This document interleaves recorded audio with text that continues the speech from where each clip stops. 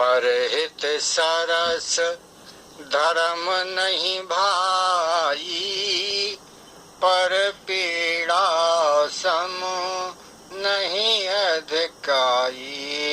परहित धर्म सरस नहीं भाई, परहित सरस धर्म नहीं भाई, पर पीड़ा सम नहीं अधमाई। परहित सरस।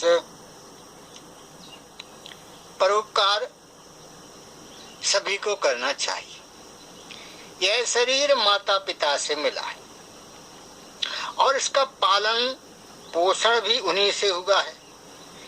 विद्या गुरुजनों से मिली है। देवता सबको कर्तव्य कर्म की सामग्री देते हैं। ऋषि सबको ज्ञान देते हैं। पितर मनुष्य की सुख सुविधा के उपाय बताते हैं। पशु पक्षी वृक्ष लता आदि दूसरों के सुख में स्वयं को समर्पित कर देते हैं। यद्यपि पशु पक्षी आदि को यह ज्ञान नहीं होता है कि हम परोपकार कर रहे हैं, तथापि उनसे दूसरों का उपकार स्वतः होता रहता है। इस प्रकार हमारे पास जो कुछ भी सामग्री, बल, योग्यता, पद, अधिकार, धन संपत्ति आदि है, वह सब की सब हमें दूसरों से ही मिली है। इसलिए इनको दूसरों की सेवा में लगाना है।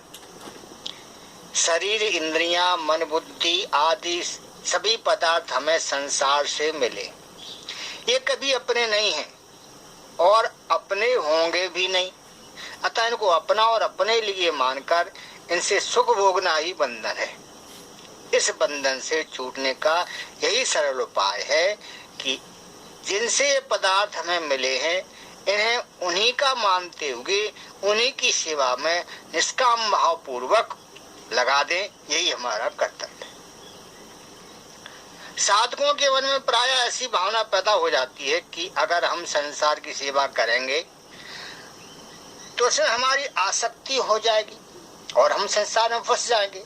परंतु भगवान के वचनों से यह सिद्ध होता है कि फंसने का कारण सेवा नहीं, प्रत्युत अपने लिए कुछ भी लेने का भाव ही है। इसलिए लेने का भाव छोड़कर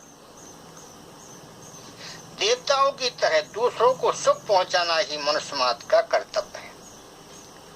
कर्मयोग के सिद्धांत में प्राप्त सामग्री, सामर्थ्य, समय तथा समझदारी का सदुपयोग करने का ही विधान है। प्राप्त सामग्री आदि से अधिक की नई नई सामग्री आदि की कामना करना कर्मयोग के सिद्धांत से विरुद्ध है। अतः प्राप्त सामग्री आदि को ही दूसरों के हित में लगाना है। अधिक की किंचित मात्र भी आवश्यकता नहीं। युक्ति संगत बात है कि जिसमें जितनी शक्ति होती है उससे उतनी ही आशा की जाती है। फिर भगवान अथवा देवता उससे अधिक की आशा कैसे कर सकते हैं। देवता, ऋषि, पितर, पशु पक्षी, वृक्ष लता आदि सभी का स्वभाव ही परोपकार करने का है। मनुष्य सदा इनसे सहयोग पाने के कारण इनका ऋणी है। इस ऋण से मुक्त होने के लिए पंच महायज्ञ, ऋषि यज्ञ, देव यज्ञ, भूत यज्ञ, पितृ यज्ञ, मनुष्य यज्ञ का विधान है।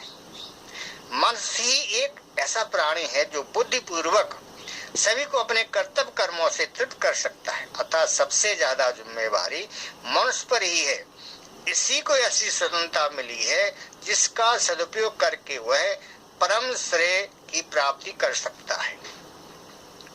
जिनका जीवन परोपकार के लिए ही समर्पित है, ऐसे पशु पक्षी, कीट पतंग, वृक्ष लता आदि सभी साधारण प्राणियों के भी जीवन निर्वाह का जब प्रबंध है, तब शरीर सहित मिली हुई सब सामग्री को प्राणियों के हित में व्यय करने वाले मनुष्य के जीवन निर्वाह का प्रबंध न हो, यह कैसे संभव है।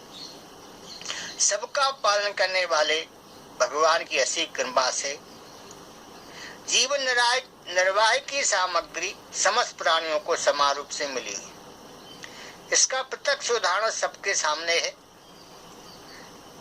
माता के शरीर में जहाँ रक्त ही रक्त रहता है, वहाँ भी बच्चे के जीवन निर्वाह के लिए मीठा और पुष्टिकर दूध स्वतः पैदा हो जाता है।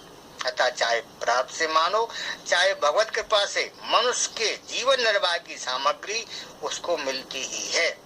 इसमें संदेह, चिंता और शोक विचार होना ही नहीं चाहिए। भगवान के राज में जब पापी से पापी और नास्तिक से नास्तिक पुरुष का भी जीवन निर्वाह होता है, तब कर्मयोगी के जीवन निर्वाह में क्या बाधा आ सकती है। हम सभी को परोपकार करना चाहिए।